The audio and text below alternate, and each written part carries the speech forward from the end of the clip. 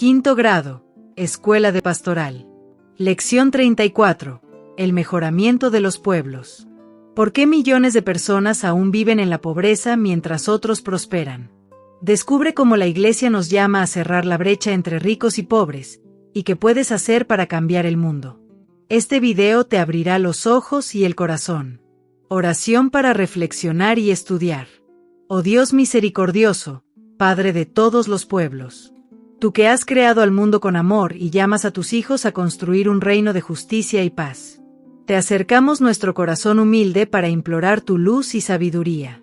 Hoy, al reflexionar sobre la enseñanza de tu Iglesia en la lección del desarrollo de los pueblos, me postro ante ti con gratitud por las verdades reveladas en la encíclica Populorum Progressio. Me has mostrado el dolor de tantos hermanos y hermanas que sufren bajo el peso de la pobreza, la desigualdad y la opresión, y me has invitado a mirar con tus ojos de compasión el abismo que separa a los pueblos. Concédeme, Señor, la gracia de comprender profundamente estas lecciones, para que mi mente se ilumine con tu verdad y mi corazón se inflame con tu amor. Ayúdame a no cerrar los ojos ante la miseria ni a endurecer mi alma frente a la injusticia, sino a discernir, con claridad y valentía, cómo puedo ser instrumento de tu voluntad. Guíame, Espíritu Santo, para aplicar estas enseñanzas en mi vida diaria. Dame la sabiduría para reconocer las oportunidades de servir a los más necesitados, la fortaleza para desafiar los mecanismos que perpetúan la desigualdad, y la humildad para trabajar por el bien común sin buscar gloria propia. Que mi estudio no sea solo un ejercicio de la mente, sino una chispa que encienda en mí un compromiso renovado con la justicia y la caridad. Te agradezco, Dios de bondad, por la oportunidad de crecer espiritualmente, por la enseñanza de tu Iglesia que me acerca a ti y a mis hermanos. Gracias por los maestros, las palabras y los momentos de reflexión, que me permiten conocer más profundamente tu plan para la humanidad. Te ofrezco este estudio, Señor, como un acto de amor y servicio. Que cada palabra que lea, cada idea que medite, se transforme en un paso hacia un mundo más unido, más humano y más fiel a tu Evangelio. Por intercesión de María, Madre de los pobres, y de todos los santos. Te lo pedimos, en el nombre de tu Hijo, nuestro Salvador, Jesucristo. Amén. La doctrina social de la Iglesia aporta a todos los países bienestar y paz. Continúa de la lección 33, Encíclica Sollicitudo Rei Socialis. Y panorama del mundo contemporáneo. 11. La enseñanza fundamental de la encíclica Populorum Progressio tuvo en su día gran eco por su novedad. El contexto social en que vivimos en la actualidad no se puede decir que sea exactamente igual al de hace 20 años. Es por esto por lo que quiero detenerme, a través de una breve exposición, sobre algunas características del mundo actual, con el fin de profundizar la enseñanza de la encíclica de Pablo VI, siempre bajo el punto de vista del desarrollo de los pueblos. 12. El primer aspecto a destacar es que la esperanza de desarrollo, entonces tan viva, aparece en la actualidad muy lejana de la realidad. A este propósito, la encíclica no se hacía ilusión alguna. Su lenguaje grave, a veces dramático, se limitaba a subrayar el peso de la situación y a proponer a la conciencia de todos la obligación urgente de contribuir a resolverla. En aquellos años prevalecía un cierto optimismo sobre la posibilidad de colmar, sin esfuerzos excesivos, el retraso económico de los pueblos pobres, de proveerlos de infraestructuras y de asistirlos en el proceso de industrialización. En aquel contexto histórico, por encima de los esfuerzos de cada país, la Organización de las Naciones Unidas promovió consecutivamente 2 decenios de desarrollo. Se tomaron, en efecto, algunas medidas, bilaterales y multilaterales, con el fin de ayudar a muchas naciones, algunas de ellas independientes desde hacía tiempo, otras, la mayoría, nacidas como estados a raíz del proceso de descolonización. Por su parte, la Iglesia sintió el deber de profundizar los problemas planteados por la nueva situación, pensando sostener con su inspiración religiosa y humana estos esfuerzos para darles un alma y un empuje eficaz. 13. No se puede afirmar que estas diversas iniciativas religiosas, humanas, económicas y técnicas hayan sido superfluas, dado que han podido alcanzar algunos resultados. Pero, en línea general, teniendo en cuenta los diversos factores, no se puede negar que la actual situación del mundo, bajo el aspecto de desarrollo, ofrezca una impresión más bien negativa. Por ello, deseo llamar la atención sobre algunos indicadores genéricos, sin excluir otros más específicos. Dejando a un lado el análisis de cifras y estadísticas, es suficiente mirar la realidad de una multitud ingente de hombres y mujeres, niños, adultos y ancianos, en una palabra, de personas humanas concretas e irrepetibles, que sufren el peso intolerable de la miseria. Son muchos millones los que carecen de esperanza debido al hecho de que, en muchos lugares de la Tierra, su situación se ha agravado sensiblemente. Ante estos dramas de total indigencia y necesidad, en que viven muchos de nuestros hermanos y hermanas, es el mismo Señor Jesús quien viene a interpelarnos. Cf. Mateo 25, 31-46. 14. La primera constatación negativa que se debe hacer es la persistencia, y a veces, el alargamiento del abismo entre las áreas del llamado norte desarrollado y la del sur en vías de desarrollo. Esta terminología geográfica es solo indicativa, pues no se puede ignorar que las fronteras de la riqueza y de la pobreza atraviesan en su interior las mismas sociedades, tanto desarrolladas como en vías de desarrollo. Pues, al igual que existen desigualdades sociales hasta llegar a los niveles de miseria en los países ricos, también, de forma paralela, en los países menos desarrollados se ven a menudo manifestaciones de egoísmo y ostentación desconcertantes y escandalosas. A la abundancia de bienes y servicios disponibles en algunas partes del mundo, sobre todo en el norte desarrollado, corresponde en el sur un inadmisible retraso, y es precisamente en esta zona geopolítica donde vive la mayor parte de la humanidad. Al mirar la gama de los diversos sectores, producción y distribución de alimentos, higiene, salud y vivienda, disponibilidad de aguabater potable, condiciones de trabajo, en especial el femenino, duración de la vida y otros indicadores económicos y sociales, el cuadro general resulta desolador, bien considerándolo en sí mismo, bien en relación a los datos correspondientes de los países más desarrollados del mundo. La palabra abismo vuelve a los labios espontáneamente. Tal vez no es este el vocablo adecuado para indicar la verdadera realidad, ya que puede dar la impresión de un fenómeno estacionario. Sin embargo, no es así. En el camino de los países desarrollados y en vías de desarrollo se ha verificado, a lo largo de estos años, una velocidad diversa de aceleración que impulsa a aumentar las distancias. Así, los países en vías de desarrollo, especialmente los más pobres, se encuentran en una situación de gravísimo retraso. A lo dicho hay que añadir todavía las diferencias de cultura y de los sistemas de valores entre los distintos grupos de población, que no coinciden siempre con el grado de desarrollo económico, sino que contribuyen a crear distancias. Son estos los elementos y los aspectos que hacen mucho más compleja la cuestión social, debido a que ha asumido una dimensión mundial. Al observar las diversas partes del mundo, separadas por la distancia creciente de este abismo, al advertir que cada una de ellas parece seguir una determinada ruta con sus realizaciones, se comprende por qué, en el lenguaje corriente, se hable de mundos distintos dentro de nuestro único mundo: primer mundo, segundo mundo, tercer mundo y alguna vez, cuarto mundo. Estas expresiones, que no pretenden obviamente clasificar de manera satisfactoria a todos los países, son muy significativas. Son el signo de una percepción difundida de que la unidad del mundo, en otras palabras, la unidad del género humano, está seriamente comprometida. Esta terminología, por encima de su valor más o menos objetivo, esconde sin lugar a duda un contenido moral, frente al cual la Iglesia, que es sacramento o signo e instrumento de la unidad de todo el género humano, no puede permanecer indiferente. 15. El cuadro trazado precedentemente sería, sin embargo, incompleto si a los indicadores económicos y sociales del subdesarrollo no se añadieran otros igualmente negativos, más preocupantes todavía, comenzando por el plano cultural.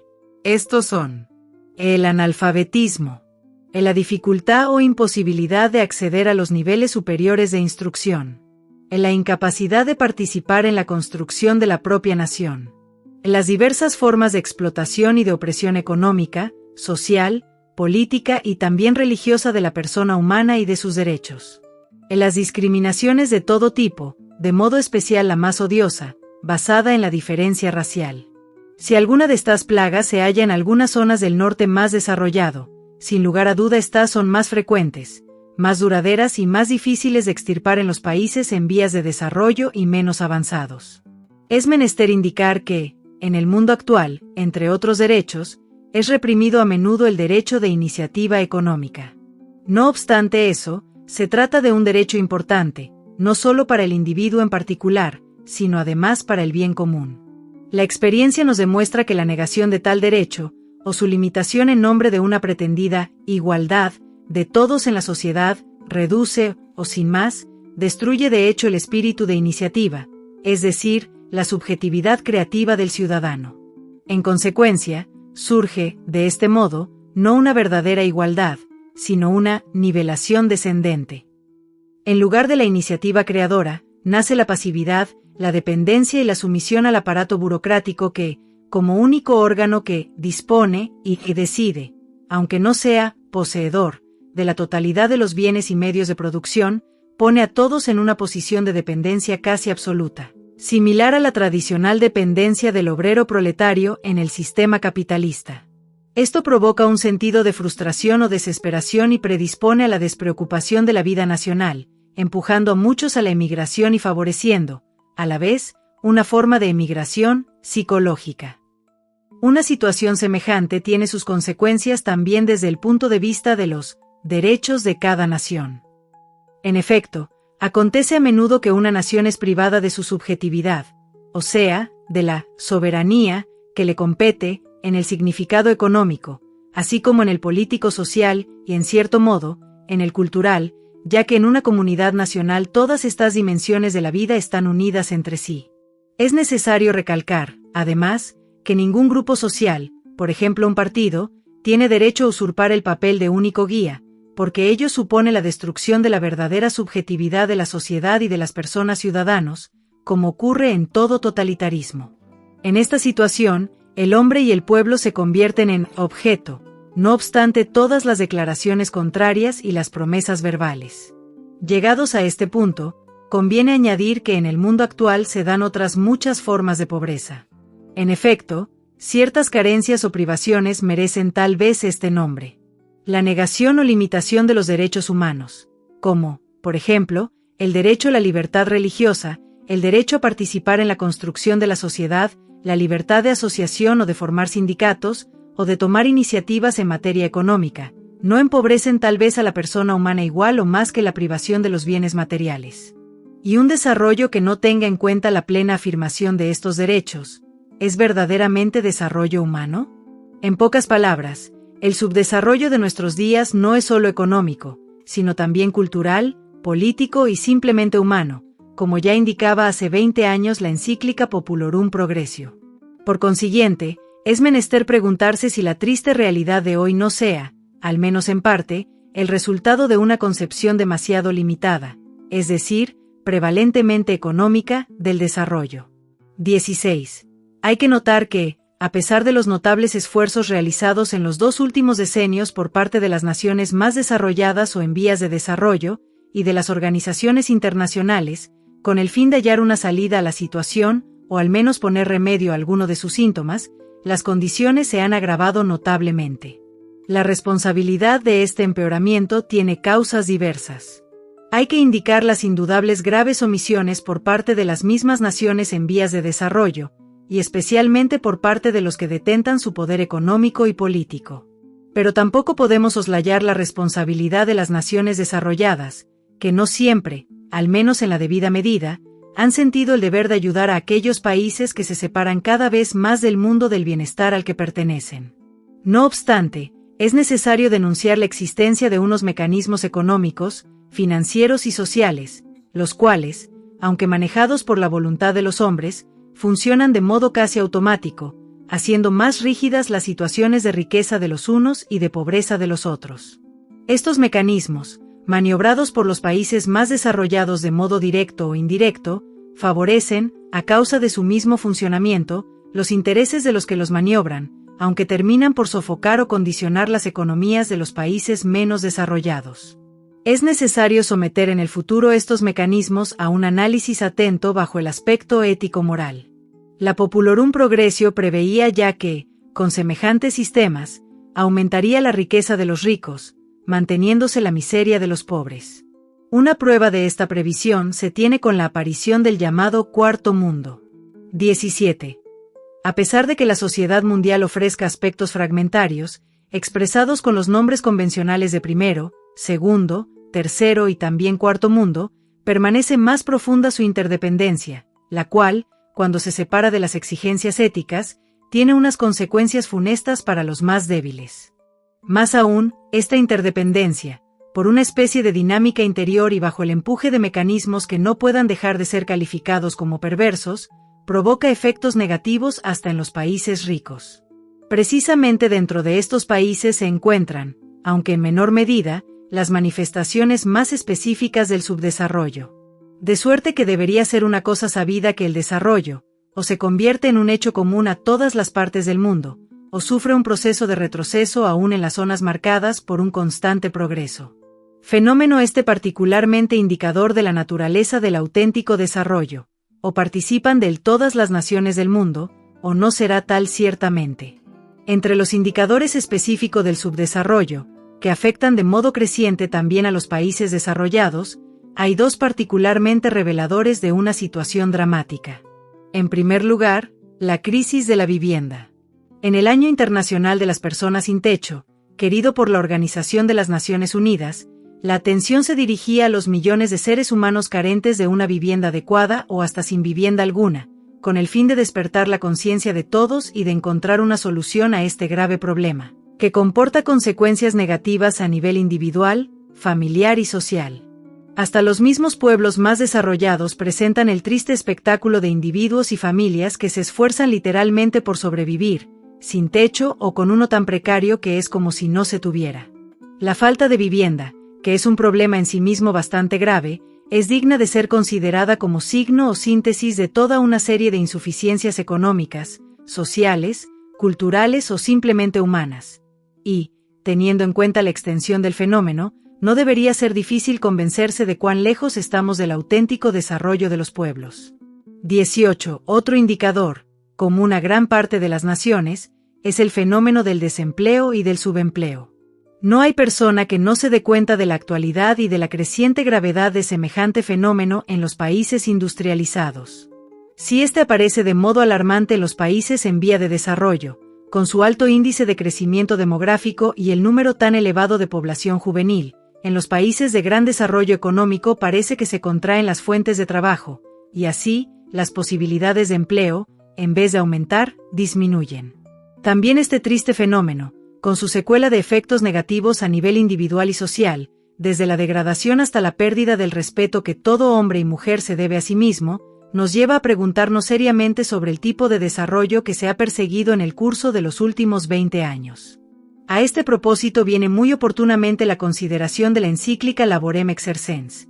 Es necesario subrayar que el elemento constitutivo, y a su vez, la verificación más adecuada de este progreso en el espíritu de justicia y paz, que la Iglesia proclama y por el que no cesa de orar, es precisamente la continua revalorización del trabajo humano, tanto bajo el aspecto de su finalidad objetiva, como bajo el aspecto de la dignidad del sujeto de todo trabajo, que es el hombre. Antes bien, no se puede menos de quedar impresionados ante un hecho desconcertante de grandes proporciones, es decir, que existen grupos enteros de desocupados o subocupados, un hecho que atestigua sin duda el que, dentro de las comunidades políticas como en las relaciones existentes entre ellas a nivel continental y mundial, en lo concerniente a la organización del trabajo y del empleo, hay algo que no funciona, y concretamente en los puntos más críticos y de mayor relieve social. Como el precedente, también este fenómeno, por su carácter universal y en cierto sentido, multiplicador, representa un signo sumamente indicativo, por su incidencia negativa, del estado y de la calidad del desarrollo de los pueblos, ante el cual nos encontramos hoy. 19. Otro fenómeno, también típico del último periodo, si bien no se encuentra en todos los lugares, es, sin duda, igualmente indicador de la interdependencia existente entre los países desarrollados y menos desarrollados. En consecuencia, la disponibilidad de los capitales y el hecho de aceptarlos a título de préstamo puede considerarse una contribución al desarrollo mismo, cosa deseable y legítima en sí misma, aunque quizás imprudente y en alguna ocasión apresurada. Habiendo cambiado las circunstancias, tanto en los países endeudados como en el mercado internacional financiador, el instrumento elegido para dar una ayuda al desarrollo se ha transformado en un mecanismo contraproducente. Y esto ya sea porque los países endeudados, para satisfacer los compromisos de la deuda, se ven obligados a exportar los capitales que serían necesarios para aumentar, o incluso, para mantener su nivel de vida, ya sea porque, por la misma razón, no pueden obtener nuevas fuentes de financiación indispensables igualmente. Por este mecanismo, el medio destinado al desarrollo de los pueblos se ha convertido en un freno, por no hablar, en ciertos casos, hasta de una acentuación del subdesarrollo. Estas circunstancias nos mueven a reflexionar, como afirma un reciente documento de la Pontificia Comisión Justitia et Pax, sobre el carácter ético de la interdependencia de los pueblos. Y, para mantenernos en la línea de la presente consideración, sobre las exigencias y las condiciones, inspiradas igualmente en los principios éticos de la cooperación al desarrollo. Continúa en la lección 35, quinto grado, Escuela de Pastoral, lección 34, fin.